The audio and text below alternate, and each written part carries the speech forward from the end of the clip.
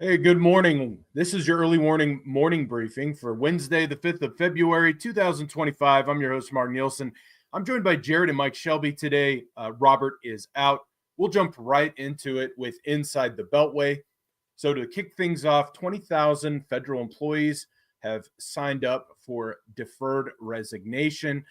This just comes on the heels of an announcement by the Trump administration, essentially offering to pay federal employees into September as long as they resign by February.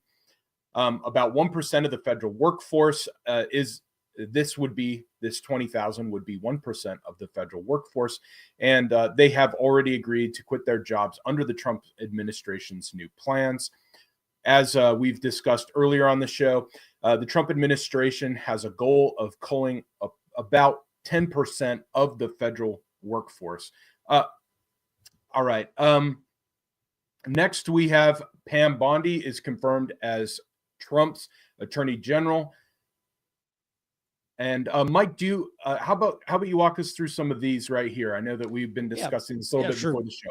Sure. Yeah, I'll take it away. Yeah, yesterday evening, Pam Bondi was confirmed as the new U.S. Attorney General in a party line vote, 54 Republican votes to 46, which is almost party line there. Also, Tulsi Gabbard and RFK Jr. both cleared Senate hurdles to advance their nominations, so they will be getting a floor vote soon. I'm not sure if those are scheduled yet. Also, now all 47 Democrats say that they will oppose Russell Vaught's confirmation as the director of the Office of Management and Budget. But even if all Democrats vote against Vaught, he could still be pushed through on a party line vote, Mark. All right. And Mike, moving on to another item here is that it looks like the Pentagon is developing a plan to withdraw from Syria. Again, I know this was a major point of contention back during Trump's first term. What's going on there? Yeah. So I just read this in media. I don't think anything formal has come out yet, but both U.S. and Israeli media are reporting that the Pentagon is drafting up plans to withdraw U.S. forces from Syria within somewhere between 30 and 90 days. And I think we have around 2,000 troops in Syria right now, which was that latest number was a lot more. I think they initially said we had like 800 troops or something like that. The Defense Department did. And then it turns out we have 2,000, and you have a bunch of people scratching their head and saying, how could the Pentagon get this so wrong? Yeah, and this, to add a little bit of perspective here, I mean, the United States already has, so we do have a presence there, but this is kind of our access to the region that is currently being vied for by Turkey. Turkey is ascendant. It has a lot of strategic influence over the rest of the region. And the big two winners out of the recent toppling of the Assad regime were Turkey and Israel. And so having the United States there has been something that has been discussed and debated heavily. And so how Trump pursues this, whether we stay or whether we go, will be really interesting and have major impact on the rest of the region. I think Trump's outlook here last week, he just said, look, Syria's a mess. This is not our problem. We don't want to be involved in Syria. It is an unwinnable situation. So I think Trump really just wants to avoid a quagmire here, another U.S. quagmire. Absolutely. All right, moving on. Union groups affiliated with the AFL-CIO have alleged in a recent lawsuit that Treasury Secretary Scott Bessent illegally allowed Elon Musk's Doge Group to access their members' records. So according to this lawsuit, the U.S. Treasury is involved in a, quote, unlawful, ongoing, systematic, and continuous disclosure of personal and financial information belonging to those employees. This is something that we expect to see a lot more of, many lawsuits dealing with this. There has been a lot of talk on the left about challenging Doge's access to these records. Now, something that the Trump administration has repeatedly emphasized is that Doge has no control over these records. It's merely access. And so we have yet to see how this will develop, but expect to see a lot more lawsuits.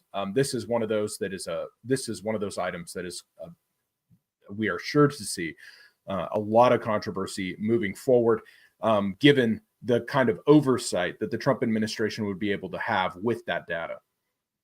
All right, and moving on, finally, so Trump is now considering using the U.S. tax code to pressure Europeans.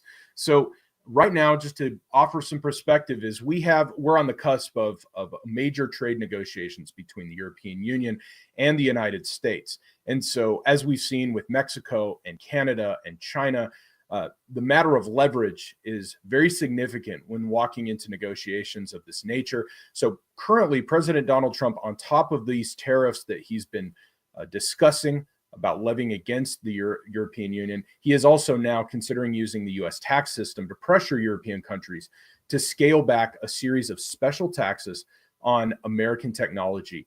So where this goes, without getting into the minutia of the U.S. tax system, which is highly complex, to give you a little bit of an understanding here, Trump recently invoked Section 891 of the U.S. tax code in a recent memo. Now, in this memo, it states that the U.S. Treasury and Commerce Department would need to investigate any foreign country that levies discriminatory or extraterritorial taxes against U.S. citizens and corporations. Now, Section 891 of the U.S. tax code has never been used before. It harkens back to the 1930s, and it was really designed to prevent foreign governments from unfairly taxing U.S. firms and individuals and allowing the president to double the rates applied to any company or citizen from those target countries that happen to pay taxes in the United States. So this is one of those provisions that gives the president an enormous amount of power over the U.S. tax code when it comes to these foreign entities and foreign countries. Now, Trump also declared that the 2021 Organization for Economic Cooperation and Development, also known as OECD, and its global tax system have no force or effect in the United States. Now, this global tax system reallocates profits from multinationals' home countries to the jurisdictions where they generate revenue, as well as a 15% global minimum corporate tax. This has been a major point of contention between the United States and Europe for decades. So ranging all the way back into the 1970s, these disputes over how to adjudicate taxes between the United States and Europe has been a major point of contention and gone to the World Trade Organization many times. So various administrations have tried to weigh in and find ways to be able to levy additional taxes on some of these foreign firms, or at least pull in more revenue from some of the companies that currently reside abroad and get taxed by the countries that they are now based. So these kind of companies would be like tech companies, for example, which often have their headquarters or offices abroad. And then those countries there have been able to generate a lot of additional taxes and revenues by levying digital taxes on companies like Google, Amazon, and Facebook. Now, in the past, the United States has really missed out on a lot of revenue because these digital taxes that are levied by those countries, primarily countries like France, Italy, Spain, and the UK, they're able to generate hundreds of millions of dollars in revenue through these special taxes, which the United States has consistently challenged. Now, under the Obama administration, the ball was kind of passed there, and the Obama administration was intimating that it would take action on this to ensure that these taxes that are being levied against American companies, that there would be some kind of remedy or retaliatory measure, but that was left there. Significantly, during the Biden administration, these digital taxes were actually enshrined as the Biden administration signaled its support for OECD global taxes. Now, why does this all matter? It can be a little bit difficult to follow, but international tax rules, as I mentioned, have always been a major point of disagreement between Europe and the United States. So digital taxes primarily are one of those, probably the primary point of contention between the two. And in the past and under the Biden administration, a lot of these European countries have been able to continue on with these special digital taxes, which they levy against enormous multinational companies and generate lots and lots of revenue. So under the Trump administration, it is viewed that these digital taxes are violating bilateral tax treaties and WTO trade rules. So paired with the threat of tariffs, Trump's plans to target these taxes will only enhance U.S. leverage in upcoming trade negotiations with Europe, and then also likely encourage influential countries like France, which currently are experiencing a debt crisis. It will encourage them to pressure European officials to arrive at a deal as quickly as possible. Now, I don't think that this is just about leverage, however. The Trump administration has consistently targeted these digital taxes and the OECD tax pillars, this global tax system, He did this consistently throughout his first term and on the campaign trail. So it is also very likely that the administration will seek a permanent remedy to this, which to many U.S. firms will come as great news. So this could spur a transatlantic trade tax war on top of a trade war. So as we see this coming forward, the Trump administration again has enormous leverage walking into these trade negotiations. So that does it for Inside the Beltway. We have nothing significant to report for the hearings for the day, but let's move on to our warning items. All right, Mike, it looks like we've talked a lot about Trump Resistance 2.0. It looks like it's heating up. What's going on? Yeah, it is. I've noticed, I'm sure everyone has noticed by now, the temperature is being turned up here in the Trump Resistance 2.0. Protest activity is increasing, especially over these accusations that the Trump administration is engaged in this illegal activity or alleged illegal activity over gutting USAID and some of these other federal programs and grants. Just as a reminder, these are the sources of progressive organizing. And so there's a vested interest here in going in and disrupting the flow of U.S. taxpayer dollars towards these progressive groups and causes. So that's the first thing. This week, Democratic members of Congress led protests outside USAID and also at the U.S. Treasury Department. I would also note that protesters yesterday were chanting "Lock him up," as in lock Trump up. Anti-ICE protests is the second thing. They are ongoing around the country. And then there's a large protest movement scheduled for today against Project 2025. Apparently it's at all 50 state capitals. Look, I don't think this is going to amount to much of anything, these protests themselves. And in general, baseline protest activity that I have seen does not concern me in the least because it's been low level. Most of these groups are pushing Democrats in Congress to do more, to take a hardline stance against the Trump administration, to do more politically. And this is especially because many of these Democratic politicians, at least initially, pledged to work with the administration. But I am paying close attention to two things here. The first is that while these protests are growing in number, they're still being criticized as being ineffectual, which is true. It's not only general observation, there are scientific studies that show, hey, protests actually don't work. And the general sentiment remains that mass protests look good on camera, but they don't actually affect policy. So what comes next? When you look at the left-wing escalation ladder, it's matched. What comes after protests is civil disobedience or mass civil disobedience. And this is the second thing, because Democratic members of Congress are getting involved directly in these protests, and they're agitating, especially online, but now on camera as well. And their potential to also engage in civil disobedience could result in their arrest. And that's almost certainly going to increase the sense of urgency for future protests.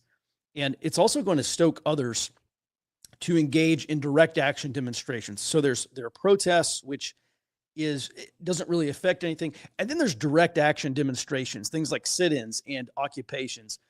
And this will almost certainly lead to law enforcement action. I mean, we can go back to the first administration and look at the Sunrise Movement and some of these other climate groups that held sit-ins in Congress, and they were arrested. And then members of Congress also went in and protested directly against their congressional colleagues for the cause of combating climate change. And so I'm just looking at this, and we're in the very beginning steps here, but this is going to increase the risk of political violence. This is something I'm paying attention to. And historically, mass civil disobedience comes next, Mark. All right. Thanks, Mike. And then moving on. So we have talked a lot about DHS and some of its actions to try to find ways to enhance our border security, to prosecute many of the priorities of the Trump administration more effectively.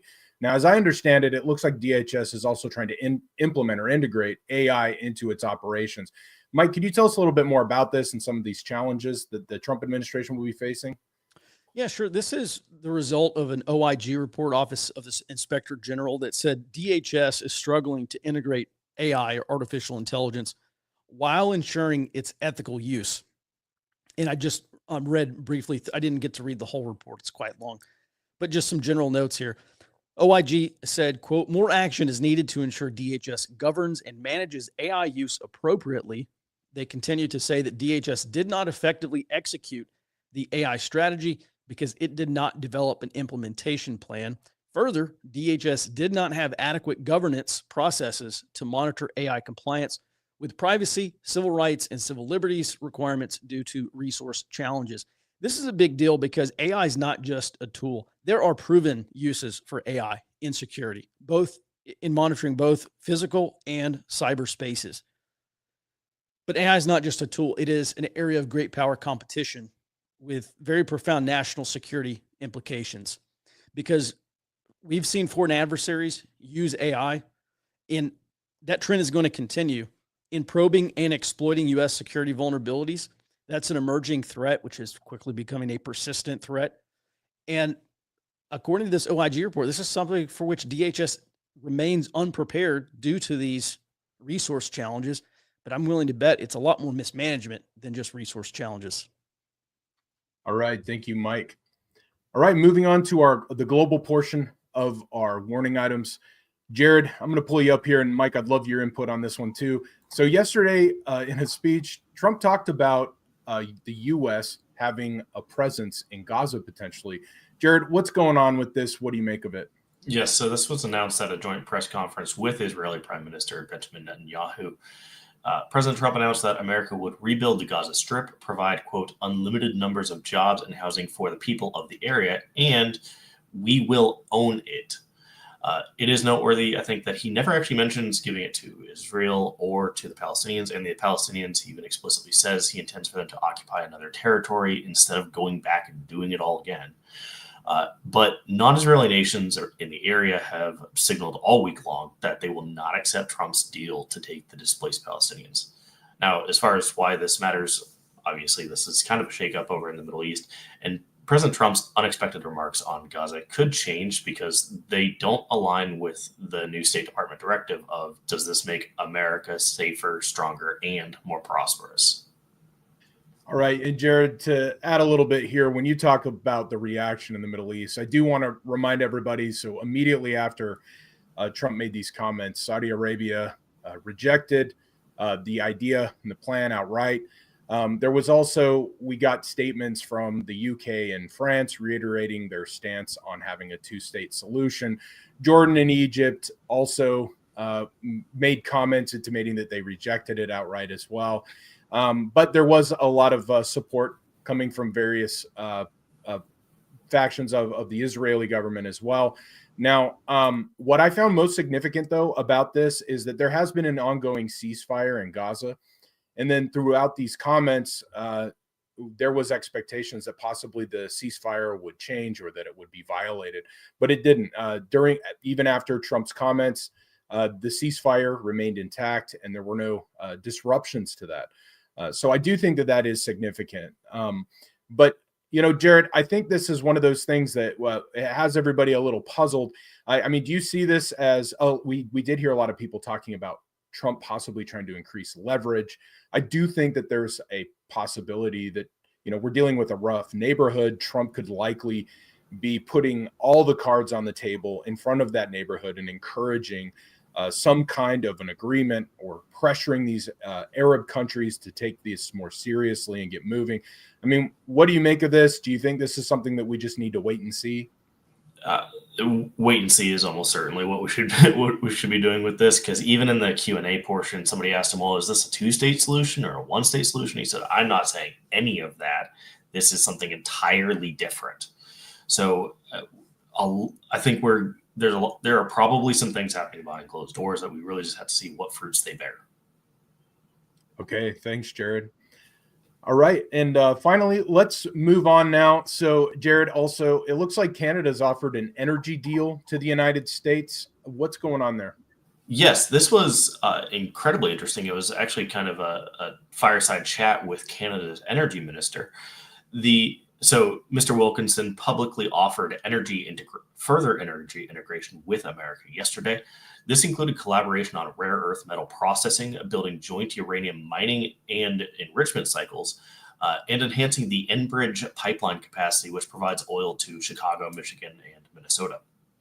Wilkinson also encouraged America to work together to, quote, pull through a germanium project. And just to touch a bit more on that germanium project, in relation to that, he said that China has previously undercut quite a bit of basically any kind of competitive rare earth mineral projects that have ever cropped up, and suggested that they were doing the same thing here for germanium. But he wants to work together with America, Canada, Australia, and others to actually just override any kind of undercutting and really get through on, hey, we need germanium production in our hemispheres. Now, if enacted, this would further integrate American Canadian energy systems, creating a codependency. Wilkinson alludes several times to a potential rare earth metals mining and processing cycle. His big thing was that America typically has processing. This is in the case of uranium, but the Canadians have tons of mining available. It's just a matter of actually getting the operations up and running. He also said that Canadians actually have a much shorter timeline. They're trying to shorten it further, but they have a shorter timeline on actually getting these mines operational due to less regulation there. Now, if they do get the germanium up and running, this could potentially upset the balance of power as far as the green energy transition goes throughout the world. All right. Thank you, Jared.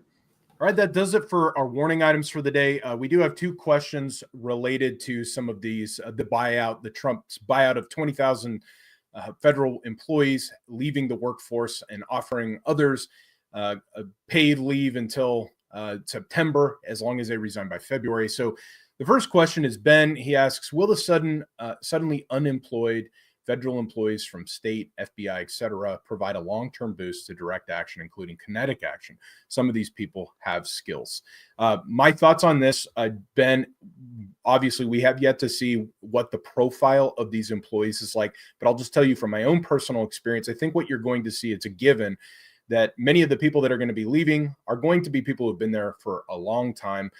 There's going to be a lot of disengaged people that are going to be leaving. So there is most likely going to be a profile forming that some of these career bureaucrats that have been there for a very long time, maybe that they're dissatisfied with their jobs. You're going to get a lot of those types first. Now, as far as the others, I personally, I don't know if you're going to see a major impact on long-term kinetic operations or anything like that. But Mike, do you have any thoughts on this? Mm-hmm. You know, this is not a Paul Bremer moment for me. We go back to Iraq in 2003, 2004. Paul Bremer was the head of the coalition provisional government there. And he basically fired all the Sunnis from the Iraqi army. And so now you had at least hundreds of thousands, maybe more, of these military-age males, Sunnis, who are jobless and now have an axe to grind against the government. And of course, they go and they side with the insurgency. This is not that kind of moment for me. I think a lot of these people have very deep understanding of irregular warfare. I mean, people coming out of the military and national security sectors. This is what they do, abroad. And so it is a little bit concerning. But I think it's more likely to be onesies and twosies. It's not going to be, we've got 100,000 or 200,000 federal employees now who are now going to side with the insurgency. I don't see that happening. Yeah, I think you're exactly right, Mike. There was a related question from Frozen Nomad.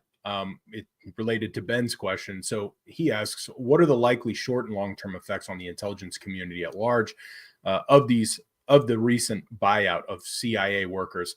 Net good, net bad. I'm one of those. I'm going to sit and wait and kind of see how this goes. But from my own personal experience, I would say, again, I think this buyout is going to attract a certain type of employee. There will be those who feel like the actions of the Trump administration are appropriate and they're going to leave with a lot of talent, experience, and skill.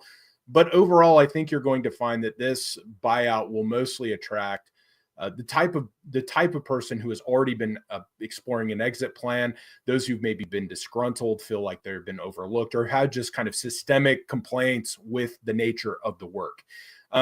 One thing to remember here is that Trump is only in office for sure for the next 4 years.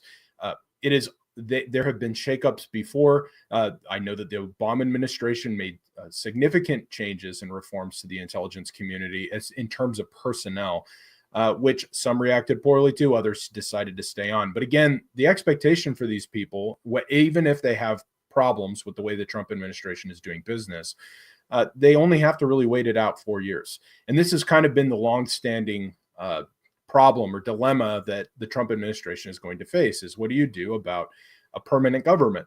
And I think that it has yet to be seen whether this will have a major impact at all. But I do think it is significant that you have tens of thousands potentially of these federal workers leaving. The one last thing that I'll say is it really depends on what type of person is leaving. So one of the things that the Obama administration did that was very smart strategically for its own interests is it made sure, instead of just focusing on that top line of political appointees and focusing on the top line talent and elevating them to higher positions, the Obama administration really focused on changing personnel out at the mid-level. These mid-level types tend to rise, they're able to rise to those higher positions and stay as permanent government officials. And so if you have more say over who is in that middle tier, they're kind of the backbone of the intelligence community. And then obviously, like I said before, they move up to those higher positions. Mike, do you have any thoughts on this next question about the overall impact on the intelligence community? Yeah, I don't have an inside view at CIA. I would much rather ask Max, or maybe that's a better question for the roundtable. But we can look at the numbers here. So it's something like over 20,000 federal employees so far have taken this early buyout or this deferred resignation. It's somewhere between 60 to 70,000 federal employees retire every year. And the Trump administration say they want to cull about 10% of the entire federal workforce. So let's just call it 200,000 workers roughly. That's 3 times that's 3 years worth of retirements. So, you just add, if you're in government for 17 years and you can take an early retirement or something early within 3 years, it's extremely achievable. And then you can go work in the private sector somewhere and be paid a lot more money than you did in government. So I would look at this from the intelligence perspective. There's a lot of fraud, waste, and abuse in intelligence. And there's a lot of these little programs that don't matter. They don't really do anything. I think you could probably take 5 to 10% off the board from the intelligence agencies of the workforce just by deprioritizing stuff that has very little national security interest. But, look at, I think you could probably take 5 to 10% of the workforce off these intelligence agencies with no substantial impact to operations. You've just got to stop doing the things that we shouldn't be doing. Yeah, and Mike, you bring up a good point. The last thing I'll add here is that when we talk about these government officials leaving, we've seen exoduses before, and unless there are other binding regulations on bringing those people back, what often happens is you'll have people that will leave the intelligence community, work in the private sector for a little while, make a lot of money, kind of wait out the administration that they don't agree with or that they just don't want to work for, and then they'll jump back over and get pulled back in as government officials. And so, I'm curious to see how the Trump administration will navigate that, or if they're even thinking of that. But that also is a consideration that could impact the overall intelligence community as well. Mm-hmm.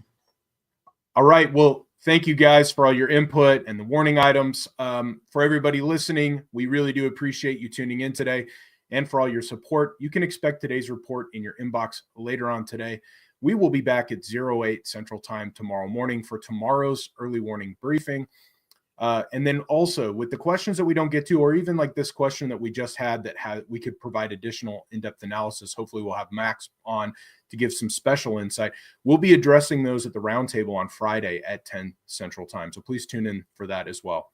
But thank you for tuning in. Thank you for your support. And as always, stay out front.